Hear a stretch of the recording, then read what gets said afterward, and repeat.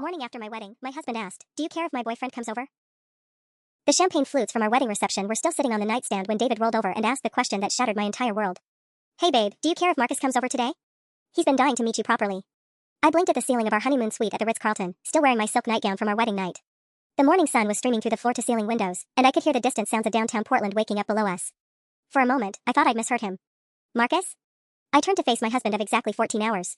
David was scrolling through his phone, completely casual, like he just asked if I wanted room service. "Yeah, my boyfriend. I texted him last night after you fell asleep and told him we could finally all hang out together. He's so excited." David looked up at me with those same brown eyes that had gazed at me so lovingly as we exchanged vows yesterday. He's been really patient about this whole wedding thing. The words hit me like ice water. I sat up so fast my head spun. "Your what?" "My boyfriend, Marcus. We've been together for 3 years." David's brow furrowed slightly, like he was confused by my confusion. "I figured you knew. I mean, we never talked about being exclusive or anything." I stared at him, waiting for the punchline or the just kidding or literally anything that would make this make sense. We'd been together for 2 years. Engaged for 8 months. I'd spent $47,000 on our wedding yesterday. I'd worn my grandmother's pearl necklace and my mother's veil. Our families had flown in from 6 different states. "David." My voice came out strangled. "We just got married. Yesterday. You remember that, right? The ceremony? The vows about forsaking all others?" He had the audacity to laugh. Actually laugh. "Oh come on, Sarah. It's 2024. Marriage doesn't have to mean monogamy anymore. I thought you were cool with the whole arrangement. You're always so progressive about everything." Progressive. I thought about the 27 books about modern relationships I'd read trying to be the perfect partner for him. The way I'd supported his decision to go back to grad school while working 2 jobs to pay our rent. The countless times I defended him to my friends when they said he seemed secretive. "I need you to explain to me, very clearly, what arrangement you think we have." I pulled the sheet up to my chest, suddenly feeling exposed in every possible way. David set his phone down and finally seemed to realize I wasn't taking this well. "Look, I'm bisexual, okay? I thought that was obvious. And Marcus and we have history. Real history. I couldn't just cut him off because we were getting married. That wouldn't be fair to anyone. 3 years. He'd been with Marcus for 3 years, which meant he was with him for an entire year before he even met me. Throughout our whole relationship, every guy's night out, every work trip, every time he said he needed space or went quiet for days, there was someone else. Someone named Marcus who apparently thought our wedding was just an inconvenient obstacle to work around. "So you want him to come to our honeymoon suite?" I said it slowly, testing the words. "Just for a few hours. Maybe we could all get brunch together downstairs? The 3 of us?" That's when I knew exactly what I was going to do. "That sounds lovely," I heard myself say, my voice eerily calm. "What time were you thinking?" David's face lit up like Christmas morning. "Really? Oh wow, Sarah, this is going to be amazing. I knew you'd understand once we talked about it." He grabbed his phone eagerly. "Marcus is going to be so relieved. He's been worried you'd be weird about it." "Weird about it?" I nodded slowly, watching my husband of 14 hours text his boyfriend of 3 years. The boyfriend who'd been worried about me. How considerate. "What does Marcus do for work?" I asked, settling back against the pillows like we were discussing dinner plans. "He's a personal trainer at that CrossFit gym on Hawthorne. Super fit guy, you'll love him. He actually helped me pick out your engagement ring, if you can believe that. He has great taste." My engagement ring. The one I'd been showing off to every person I knew for 8 months. The one I'd photographed from every angle and posted on Instagram with #blessed and #engaged hashtags. Marcus had helped pick it out. How thoughtful of him. I twisted the ring around my finger, a 2-carat solitaire that had cost David's entire savings account, or so he told me. "What else has Marcus helped you with?" David was fully animated now, clearly thrilled that his wife was taking an interest in his other relationship. "Oh, tons of stuff. He helped me write my wedding vows, actually. You know how I'm not great with words. And he was the one who suggested we honeymoon in Portland instead of Hawaii. He said it would be easier for us all to meet up if we stayed local." The vows. The beautiful, heartfelt vows that had made me cry in front of 150 people. The ones about how David had never known love like this before, how I was his missing piece, his forever person. Marcus had written them. And our honeymoon location. I'd been disappointed when David suddenly changed his mind about Hawaii, claiming he'd realized we should save money for our future. Meanwhile, he'd been planning a boyfriend reunion. "He sounds like quite the catch," I said. "I'm surprised he's still single." David's expression shifted slightly. "Well, he's not exactly single. I mean, we've been together for 3 years, like I said." "Right, but I mean, he doesn't have a primary partner or anything." There was a pause. A long one. David's thumb stopped moving over his phone screen. "David?" "Well, Marcus has been. He's actually been living with someone for the past year. Jake. But it's not serious or anything." The room started spinning. "Marcus has a live-in boyfriend?" "It's complicated, Sarah. They're all just fluid arrangements. Jake knows about me, I know about Jake, everyone's cool with everything. Everyone except me, apparently." The wife had been completely in the dark. "So let me make sure I understand." I sat up straighter. "You've been in a relationship with Marcus for 3 years, including the entire time we've been together. Marcus lives with Jake. And you thought I knew about this and was fine with it. When you put it like that, it sounds weird, but... And today, the morning after our wedding, you want all of us to have brunch together in our honeymoon suite." David's enthusiasm was dimming. "Maybe we should start smaller? Just drinks tonight?" I smiled at him, the same smile I'd given him when he proposed at Powell's Books in front of a crowd of strangers who'd applauded our love story. No, let's stick with brunch. I'll call my parents and ask them to join us. They'd love to meet Marcus. The color drained from David's face. Perfect, I said, reaching for my phone. This is going to be unforgettable. The panic in David's eyes was immediate and satisfying. He scrambled upright, nearly knocking over the champagne flute on his nightstand. Wait, Sarah, maybe we should talk about this more first. Your parents might not. They might not understand the complexity of modern relationships. Modern relationships. I kept that smile plastered on my face while I scrolled through my contacts. Oh, I think they'll understand perfectly. Remember what my dad said in his speech yesterday? How he was so happy I'd found someone honest and trustworthy? David's phone buzzed with what I assumed was a text from Marcus, but he ignored it completely now. Look, maybe I should have explained things differently. Maybe Marcus shouldn't come today after all. Nonsense. I found my mother's number. You said he's been so patient about this whole wedding thing. The least we can do is include him in our celebration. I hit call before David could stop me. Mom answered on the second ring, her voice bright and cheerful. Sarah, sweetheart. How's married life treating you? Are you and David having the most wonderful morning? Oh, we are, Mom. Actually, David just told me the most interesting thing. He has a friend he'd like us to meet today, and we were hoping you and Dad might join us for brunch downstairs. How lovely. A friend from work? David was frantically shaking his head, making slashing motions across his throat. I turned away from him. Not exactly from work, no. His name is Marcus, and apparently he's been a very important person in David's life. For about 3 years now. There was a pause. I could practically hear my mother's mental calculations. 3 years would mean David knew Marcus before he met me. Well, any friend of David's is a friend of ours. What time were you thinking? How about noon? David was just texting Marcus to coordinate. I glanced at my husband, who looked like he might throw up on our 1,000 thread count sheets. Oh, and Mom? Marcus might bring his roommate Jake. They live together. Of course, dear. The more the merrier. Should I call David's parents too? They're probably still at the hotel. My heart rate spiked. David's parents, conservative, traditional Patricia and Robert, who'd given a toast about the sanctity of marriage and how proud they were that David had found his one true love. That's a wonderful idea, Mom. I'm sure they'd love to meet Marcus too. I'll call them right now. See you at noon, sweetheart. I hung up and turned back to David, who was staring at me like I'd just lit a fuse on a bomb. Are you insane? He whispered. You can't, my parents can't. Sarah, they don't know I'm bisexual. They definitely don't know about Marcus. Really? I tilted my head innocently. But I thought everyone knew about your arrangement. I thought it was also open and modern. That's different and you know it. David was out of bed now, pacing the length of our suite in his boxer shorts. My parents would disown me. Your parents would never look at me the same way. I pretended to consider this. So you're saying that some people might have a problem with discovering that you've been in a secret relationship this whole time? His phone buzzed again. Then again. Marcus was clearly excited about his brunch invitation. Some people might even feel betrayed. I continued. Lied to? Humiliated?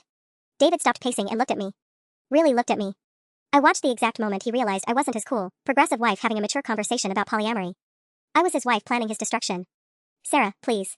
We can work this out. Just the two of us. We don't need to involve everyone else. I checked the time on my phone, 10:47 a.m. 1 hour and 13 minutes, David. I'd start figuring out what you're going to say.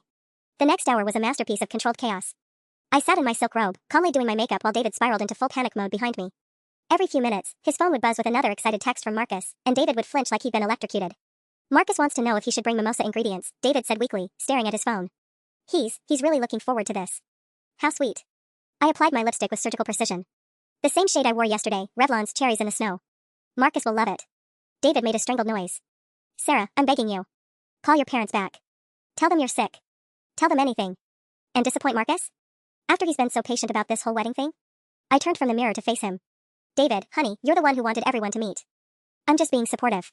His phone rang, and I watched his face go completely white when he saw the caller ID. It's my mom, he whispered. Answer it. Sarah. Answer. It. David's hand shook as he swiped to accept the call. Hi, Mom. Even from across the room, I could hear Patricia's cheerful voice. Good morning, sweetheart. Your new mother-in-law just called with the most wonderful invitation. We're so excited to meet your friend Marcus. Robert's already getting dressed. I watched my husband of 15 hours try to find words that didn't exist. That's great, Mom. She mentioned Marcus has been important to you for 3 years. How lovely that you've maintained such a close friendship. Is he in graduate school too? David looked at me desperately. I examined my manicure. No. He's a personal trainer. Oh, how nice. And his roommate Jake is coming too? You know, it reminds me of when you were in college and had all those close male friends. Remember Marcus Thompson from your sophomore year? We always wondered why you never brought a girlfriend home to meet us. I saw the exact moment David realized his mother wasn't as oblivious as he thought. The phone nearly slipped from his fingers. Mom, I should probably. We'll see you at noon, dear. Oh, and David? Your father wants to know if this is the Marcus you've been talking to during family dinners.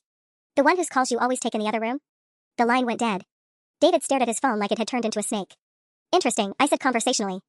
It sounds like your parents might be more observant than you gave them credit for. This is a disaster. David sank onto the bed, head in his hands. 28 years of hiding who I am, and it's all going to come out over hotel brunch.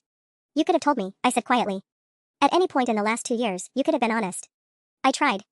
Remember when we talked about open relationships last summer? I stared at him. You asked me what I thought about polyamory in general. As a theoretical concept.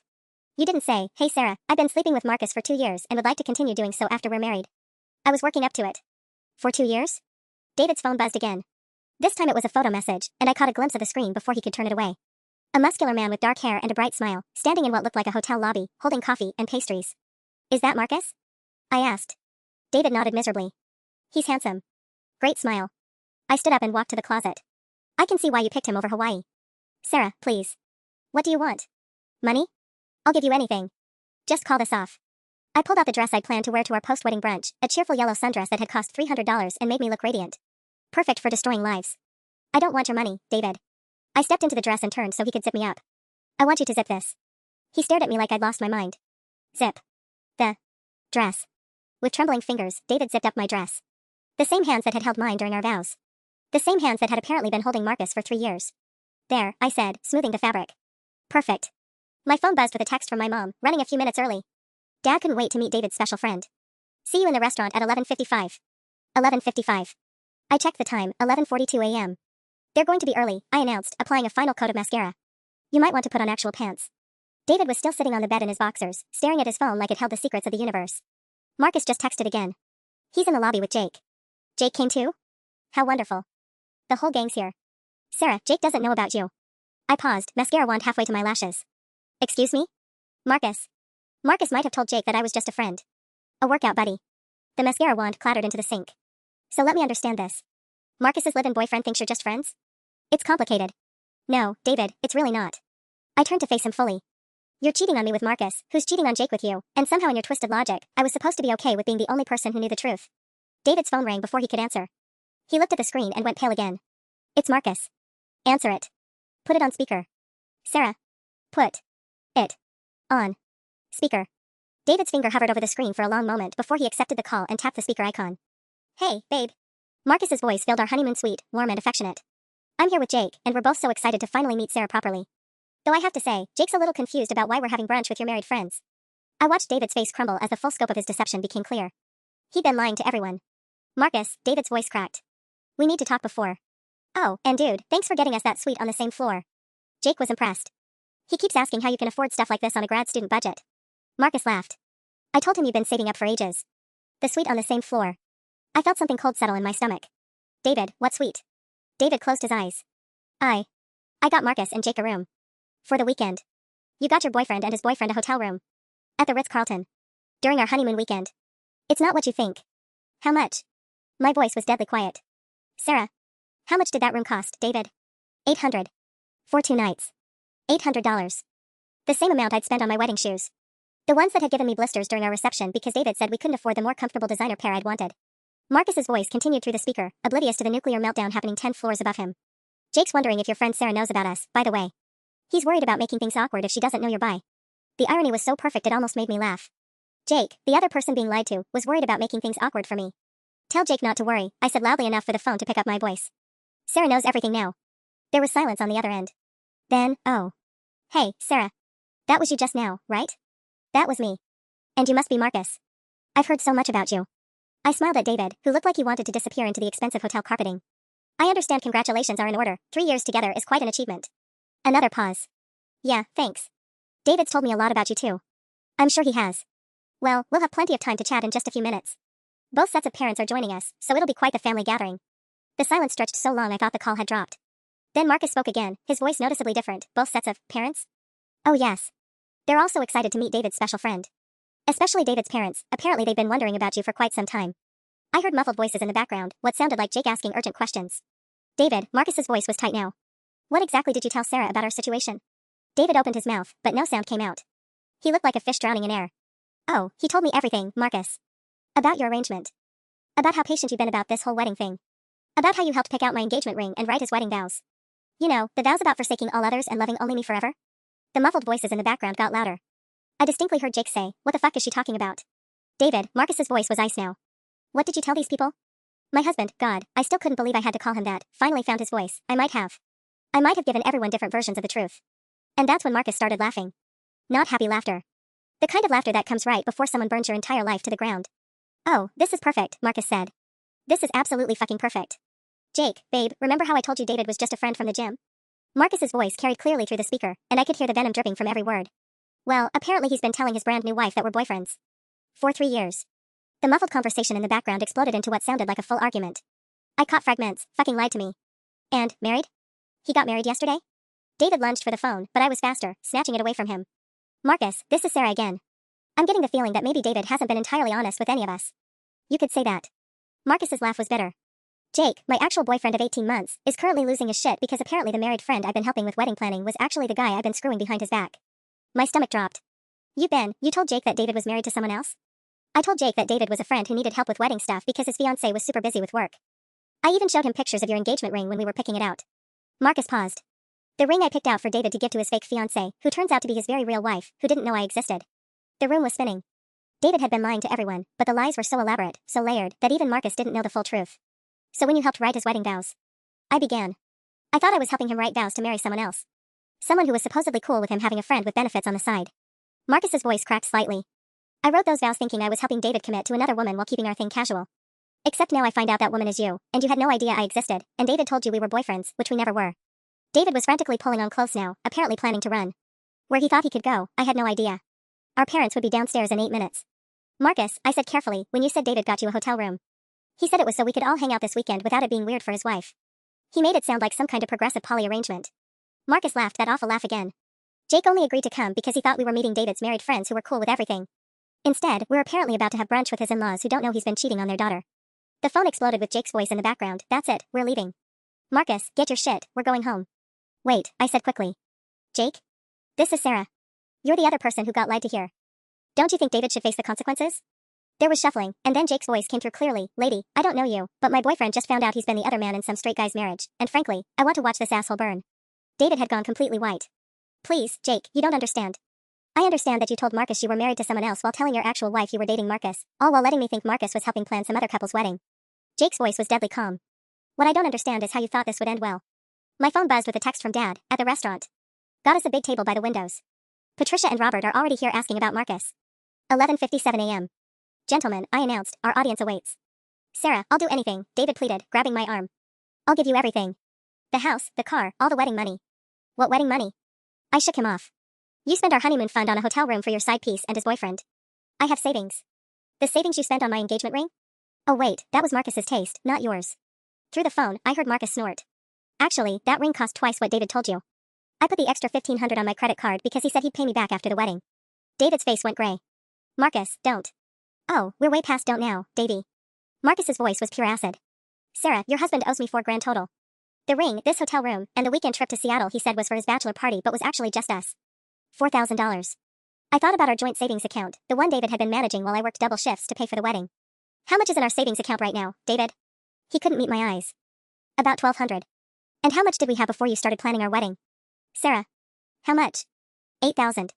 The math was simple and devastating. He'd spend our entire future on maintaining his lie. My phone rang, Mom calling. Time's up, I said, and answered. Hi, Mom. Sweetheart, we're all here waiting. Is everything okay? You sound strange. I looked at David, who was silently begging me with his eyes. I looked at the phone still connected to Marcus and Jake, 2 more people whose lives had been bulldozed by my husband's deception. Everything's perfect, Mom. We'll be right down. And Mom?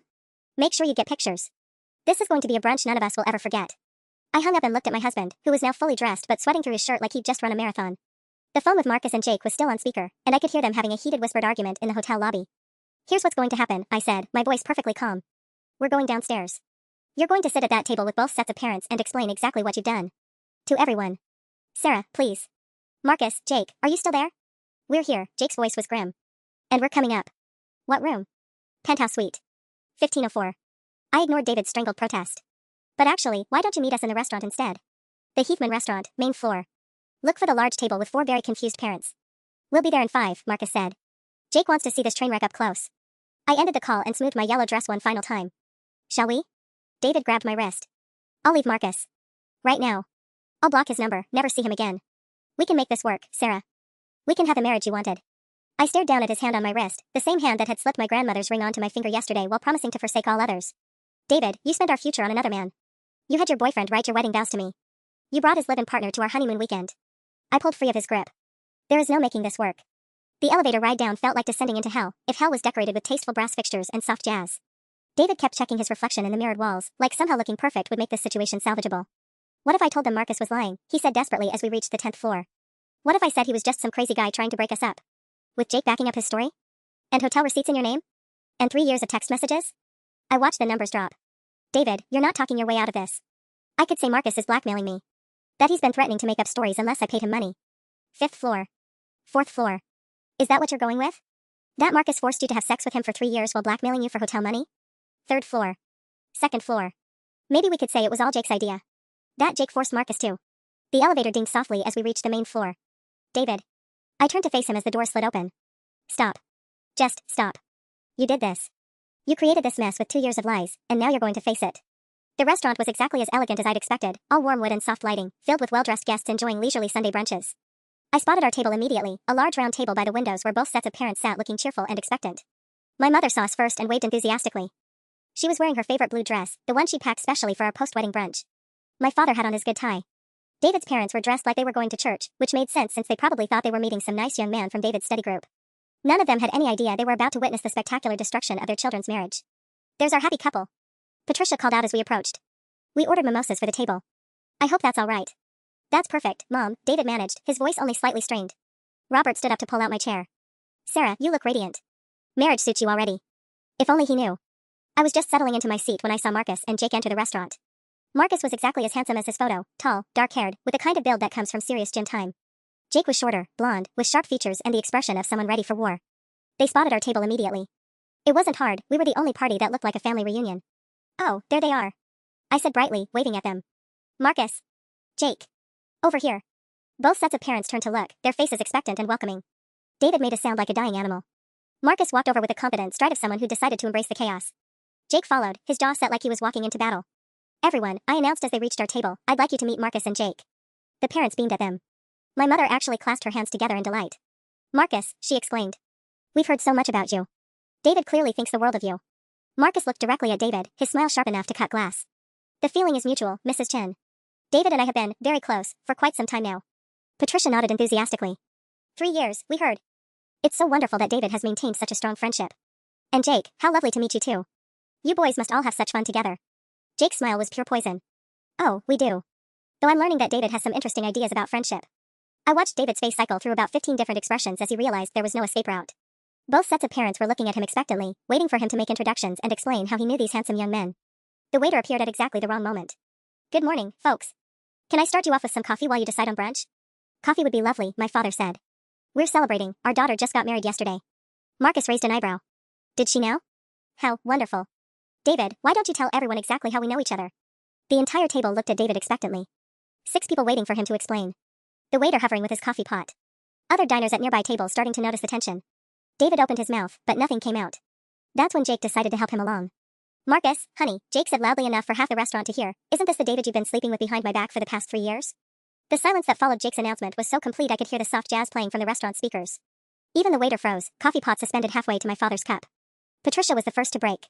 Her face went through a series of expressions, confusion, realization, then horror, like watching someone solve a particularly devastating puzzle in real time. Sleeping with, she whispered, her voice barely audible. Robert's fork clattered to his plate. David Michael Richardson, what is this man talking about? My mother looked between Marcus and David with the expression of someone trying to translate a foreign language. I'm sorry, I think there's been some misunderstanding. No misunderstanding, Mom, I said clearly. Jake is exactly right. Marcus has been David's lover for 3 years. Including our entire relationship. Including yesterday, our wedding day. The waiter backed away slowly, probably sensing he was about to witness something that would require management intervention. That's impossible, Patricia said, her voice rising.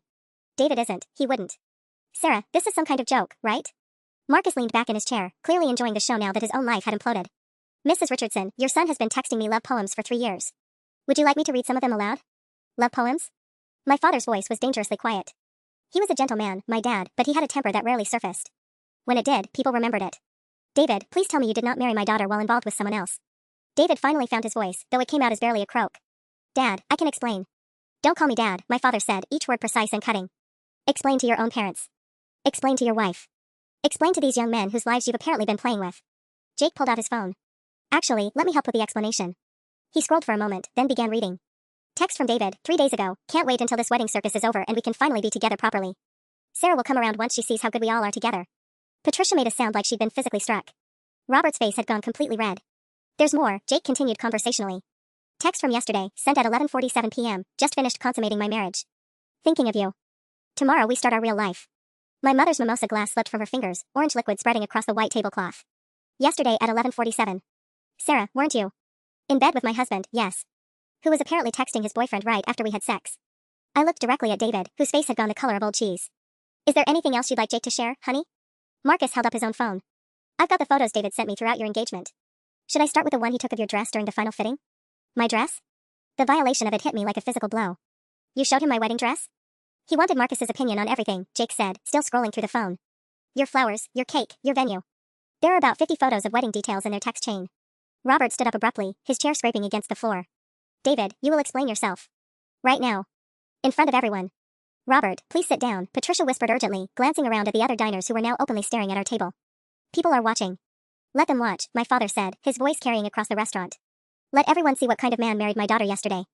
David looked around the table desperately, like someone might throw him a lifeline. When none came, he finally spoke. I never meant for it to happen like this.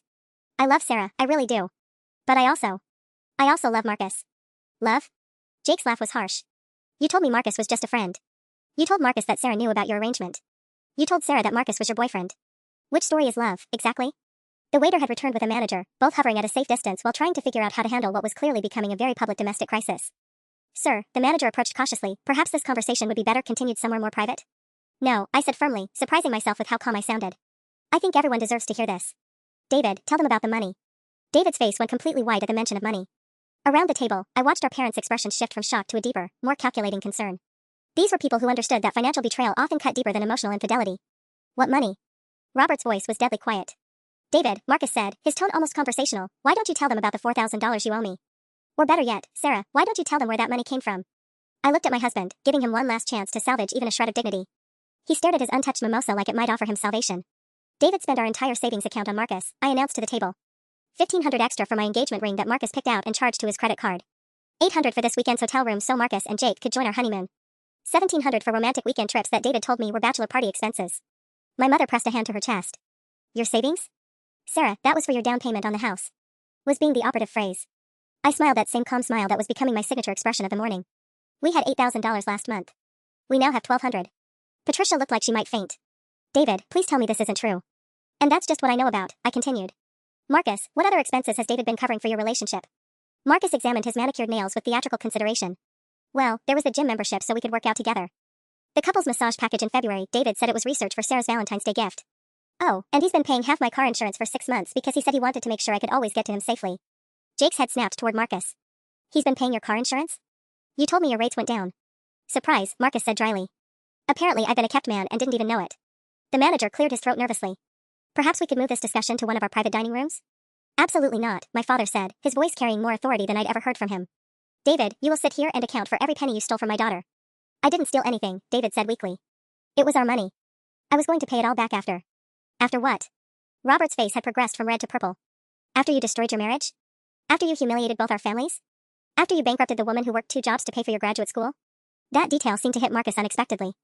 He looked at me with something that might have been sympathy. You worked 2 jobs for him? 60 hours a week for 8 months, I confirmed. So David could focus on his thesis without financial stress. Turns out he was using that freedom to plan romantic getaways with you. Jake set his phone on the table with deliberate precision.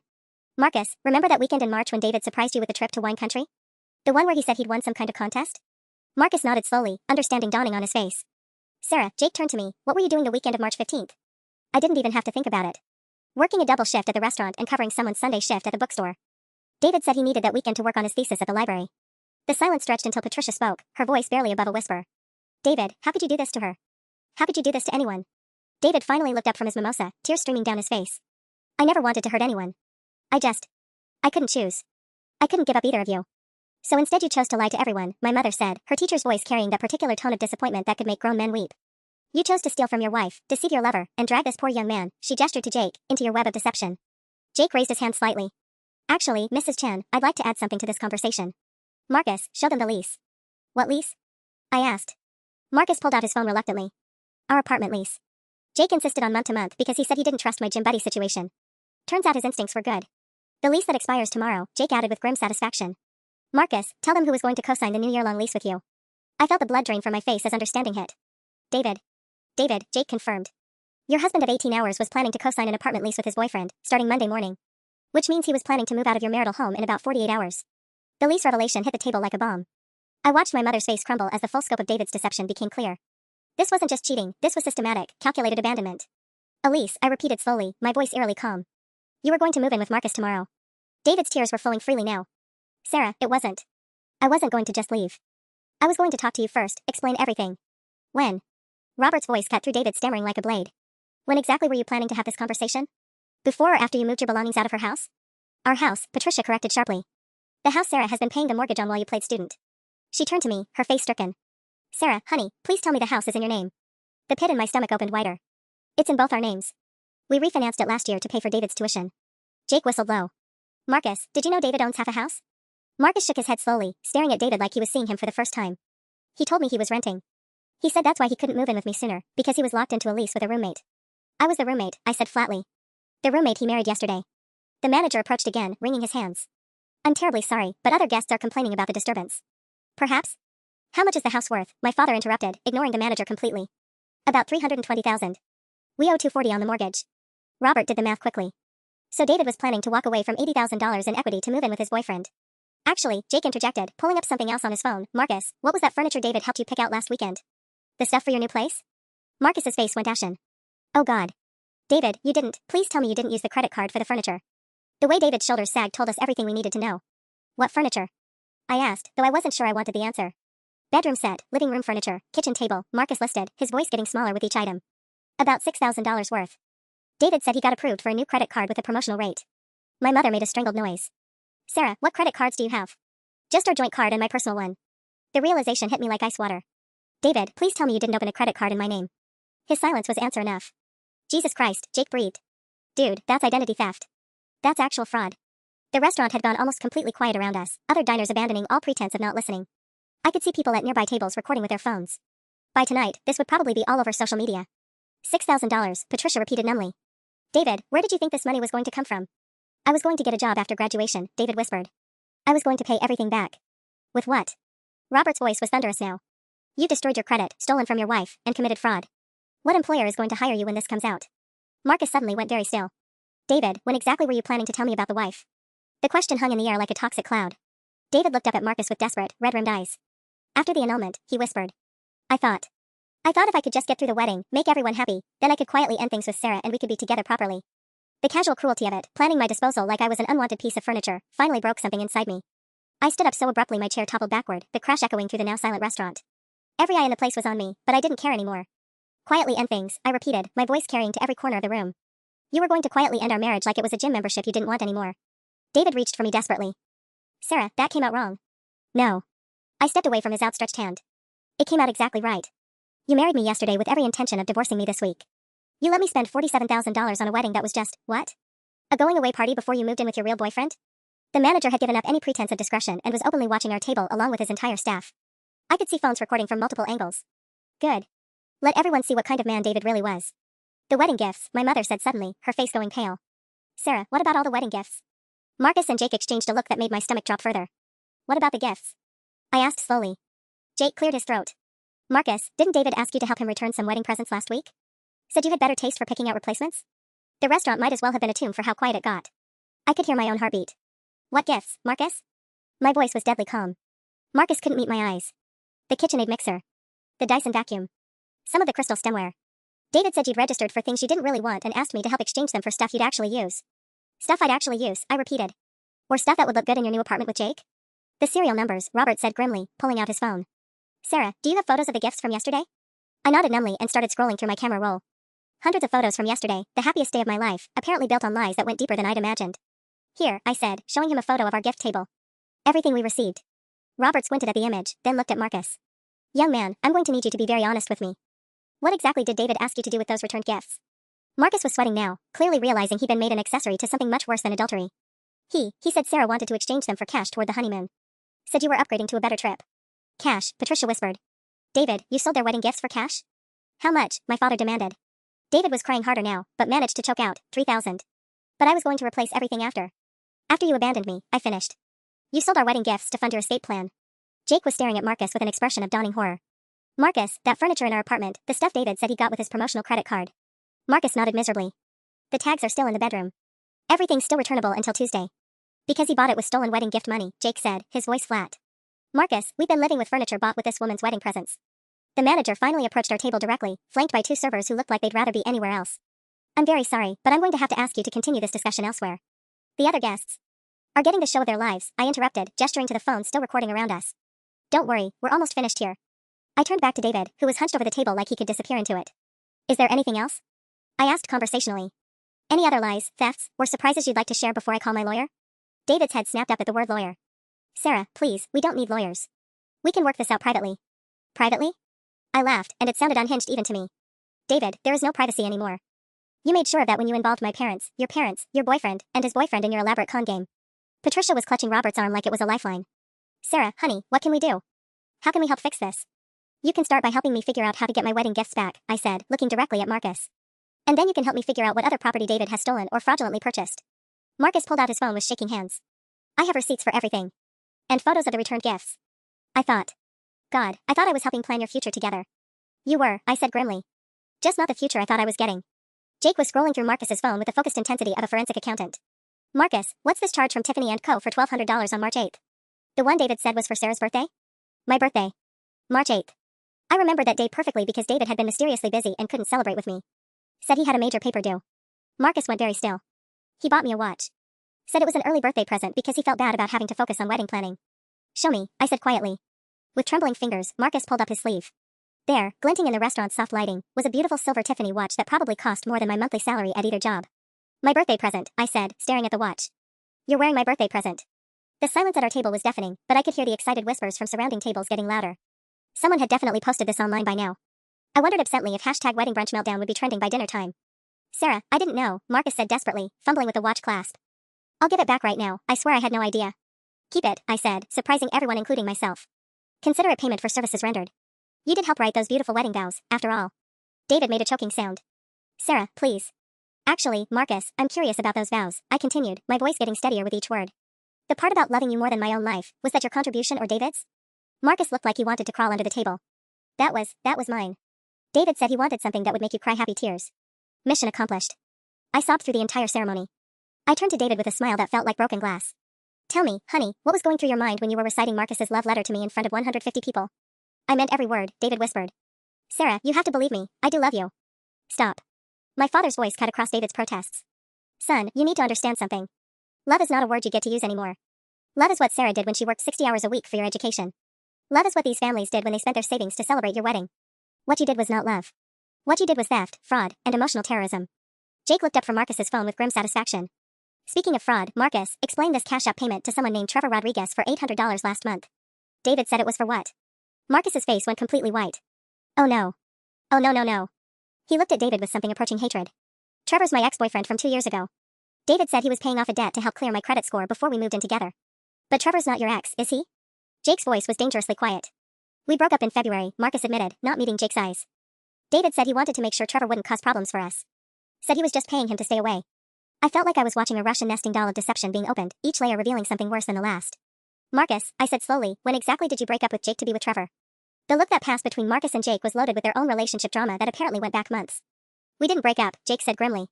Marcus has been telling me he's been faithful while apparently cycling through David, me, and this Trevor guy like some kind of dating rotation. David was looking between Marcus and Jake with growing horror, clearly realizing that he wasn't the only one who'd been keeping secrets. So let me understand this correctly, my mother said, her teacher voice cutting through the chaos with terrifying precision. David was cheating on Sarah with Marcus, who was cheating on Jake with David and this Trevor person, while David was paying Trevor to stay away from Marcus? The manager had given up entirely and was now standing with his staff, watching our table like it was premium entertainment. I noticed he'd stopped asking us to leave and had actually brought over additional chairs, apparently settling in for the show. Robert pulled out a small notebook and started writing. We're going to need a chart to keep track of all this. Don't forget the furniture purchased with wedding gift money that's currently in Marcus and Jake's apartment, Patricia added grimly. Or the fraudulent credit card. Or the fact that David was planning to move out tomorrow without telling Sarah, my father contributed. Jake was still scrolling through the phone. Oh, here's a good one. Marcus, what's this payment to someone called Midnight Massage for $300? The one David said was for Sarah's bachelorette party? I hadn't had a bachelorette party. I'd worked that weekend to afford the wedding flowers. Marcus looked like he was going to be sick. That's not what you think it is. What is it then? Robert demanded, pen poised over his notebook. The pause that followed told us everything we needed to know. It's an escort service, Marcus finally whispered, his voice barely audible.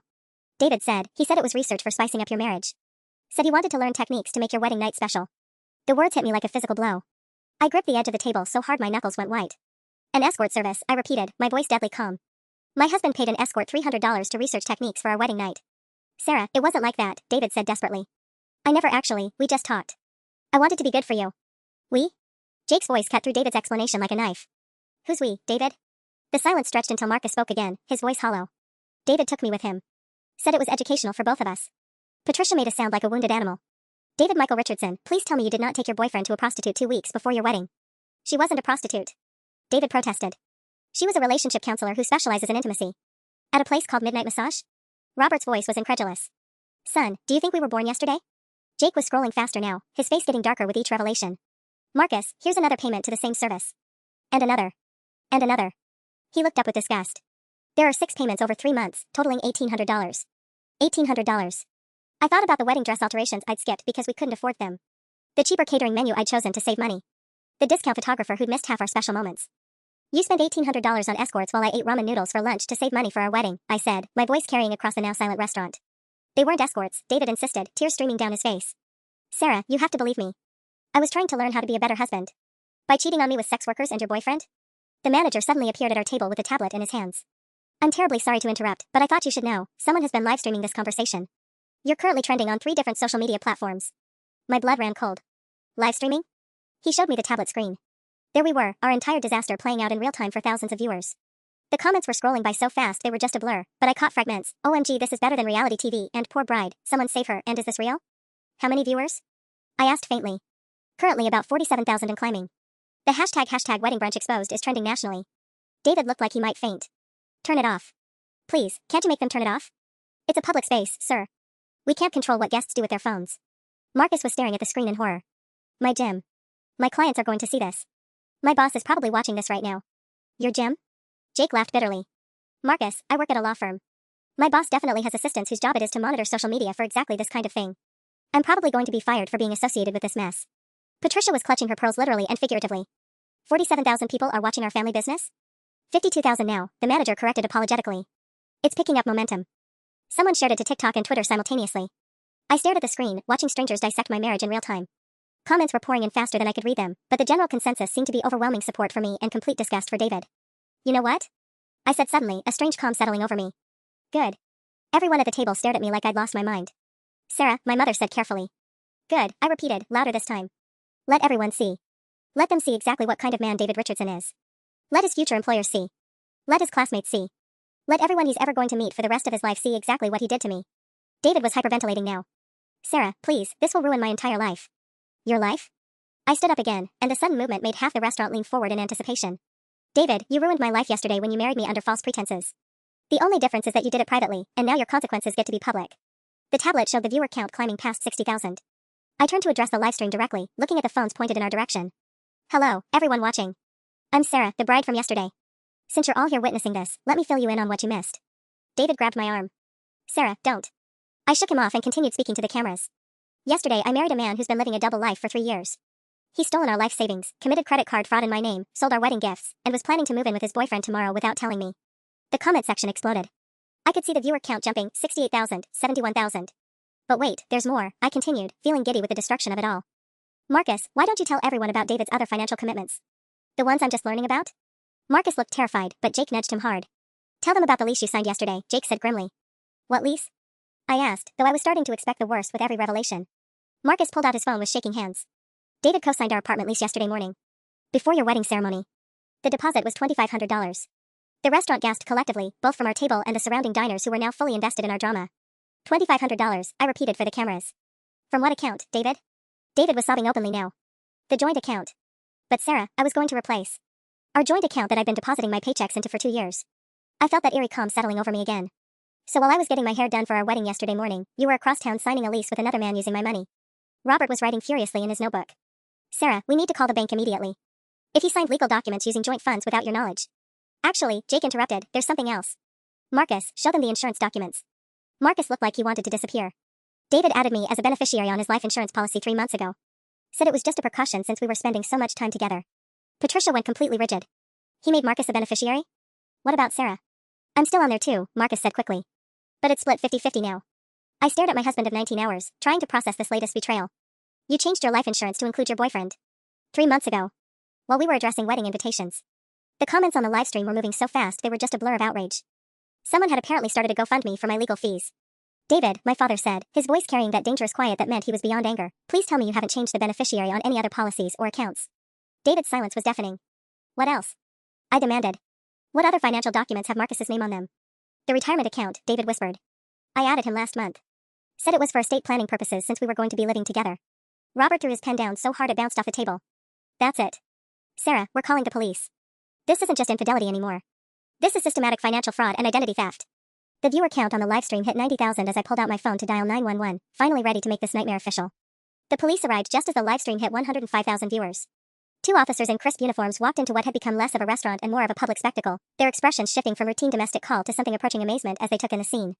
Ma'am, the older officer addressed me. We got a call about fraud and identity theft. That would be me, I said, surprised by how steady my voice sounded.